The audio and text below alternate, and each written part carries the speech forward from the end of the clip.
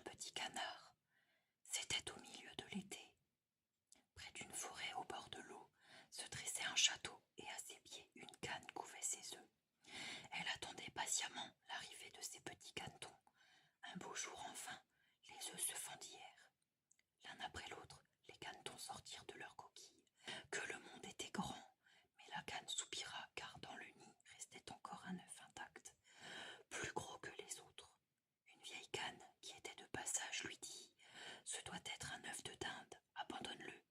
Mais la jeune maman se remit à couver le gros œuf qui s'ouvrit enfin. Une grosse poule grise et laide en sortit. « Comme il est vilain !» s'exclama la canne. « Il ne ressemble pas à un canard, serait-ce un dindon ?» Le lendemain, la canne mena ses canetons au bord de l'eau. Ils plongèrent l'un après l'autre, même le gros caneton gris. « Ce n'est pas un dindon, observa la canne, il nage trop bien. » La canne alla alors présenter sa famille à ses amis et à la vieille canne.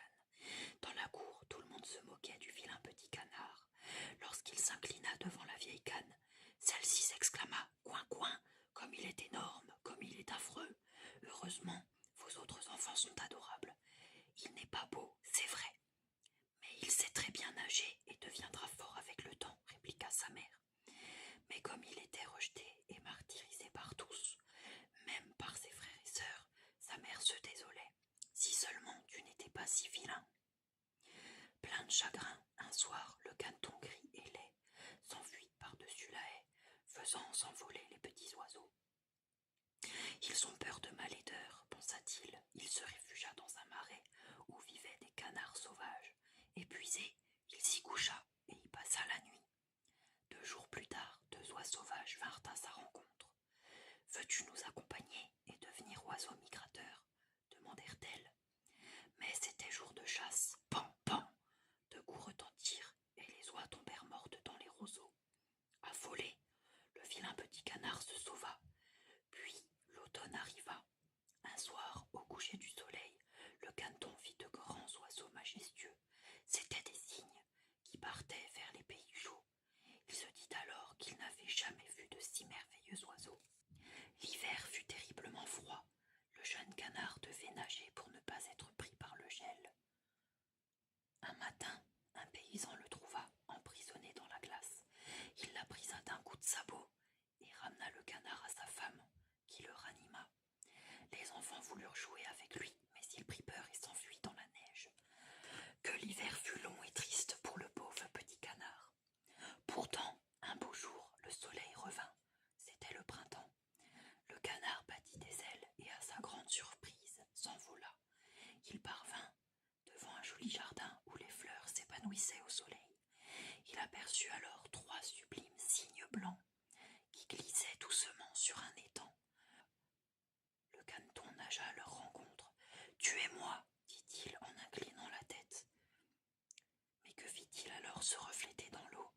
Un magnifique cygne éclatant de blancheur. Désormais, il n'était plus le vilain petit canard, et autour de lui, des enfants s'exclamaient « C'est le plus beau cygne !» Wapi et le jaguar. Wapi est un petit garçon amérindien qui vit avec sa famille au cœur de la forêt amazonienne. La végétation est luxuriante tout autour de son village, mais elle cache des dangers. En effet, de nombreux serpents, jaguars et crocodiles y vivent. Wapi a promis à ses parents de ne jamais s'aventurer seul dans la forêt et les marécages alentours. Mais voilà, demain ce sera l'anniversaire de sa maman et il n'a pas eu le temps de lui préparer un cadeau. Wapi a entendu le plus grand parler d'une fleur très belle que l'on ne trouve que dans une clairière située non loin de leur campement. Ce ne sera pas une grosse bêtise, car je ne vais pas aller très loin, pense le petit Amérindien. Tandis que ses parents font la sieste, le jeune imprudent leur habitation sur la pointe des pieds, sans faire le moindre bruit. Son grand frère lui a appris à marcher comme un félin, afin de pouvoir aller, quand il sera plus grand, à la chasse avec les hommes du village. Wapi atteint rapidement les premiers arbres. Il suit le petit chemin qu'il emprunte, souvent avec son papa. La forêt amazonienne est pleine de bruit, mais il n'a pas peur. Il est grand maintenant. Il entend au loin des singes siffleurs, ainsi que des perroquets. En quelques minutes, il atteint la petite clairière. L'endroit est propice à la floraison des plantes, du soleil et beaucoup d'humidité. Wabi cueille une dizaine de fleurs pour sa maman. Elle sera ravie car elles sont vraiment magnifiques et leur parfum est exquis. Mais lorsqu'il relève la tête, son sang se glace. Wabi reste pétrifié de peur. Au bout de la clairière, un jaguar le regarde, prêt à attaquer. Que faire?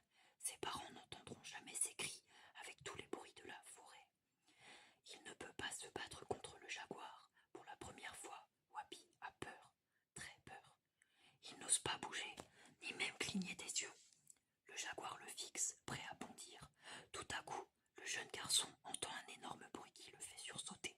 Un coup de fusil. Apeuré, le jaguar s'en va en bondissant à travers les arbres. Le jeune garçon se retourne et aperçoit son père ainsi que ses frères. Il se jette dans les bras de son papa. « Pourquoi es-tu parti ?» demande ce dernier. Le jeune garçon lui montre le joli bouquet. « Te rends-tu compte ? Tu as failli te faire manger par un jaguar, juste pour un bouquet de fleurs. Il est très joli, mais cela ne valait pas la peine de prendre ce risque. Heureusement que ton grand frère t'a entendu et nous a réveillés. » Ils rentrèrent ensemble au campement, où la maman de Wabi les attendait avec impatience. Wabi a bien compris la leçon, et il promet à ses parents de ne plus jamais leur désobéir. Thunder et le retour des fleurs. Il y a de cela des centaines d'années, le plus puissant des sorciers, qui ne supportait plus la méchanceté des hommes, décida de quitter les plaines d'Australie pour s'installer sur une haute montagne. Aussitôt, les fleurs se mirent à faner, les oiseaux, les insectes et les autres animaux s'enfuirent, et les gens finirent par oublier à quoi ressemblait leur pays avant le départ du sorcier. Seul un enfant nommé Xander réclamait sans cesse à ses parents des histoires sur l'ancien temps. Il ne pouvait pas croire que les fleurs avaient définitivement disparu, et il était persuadé qu'elles reviendraient. Les années passèrent, Xander était devenu un jeune homme et son amour pour les fleurs n'avait cessé de grandir avec le temps.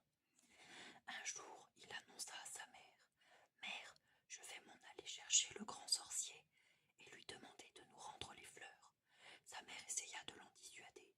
Elle lui dit que les fleurs n'avaient jamais existé, que tout ceci n'était que des histoires inventées pour les enfants. Mais rien n'y fit. Xander prit son baluchon et s'en alla.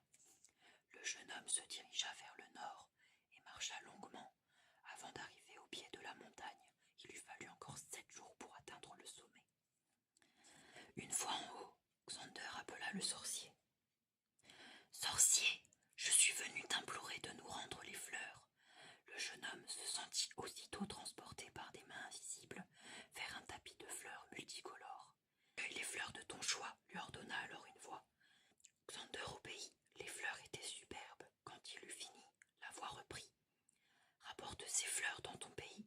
Quand tu les planteras, elles se multiplieront et recouvreront la terre comme avant, comme auparavant. »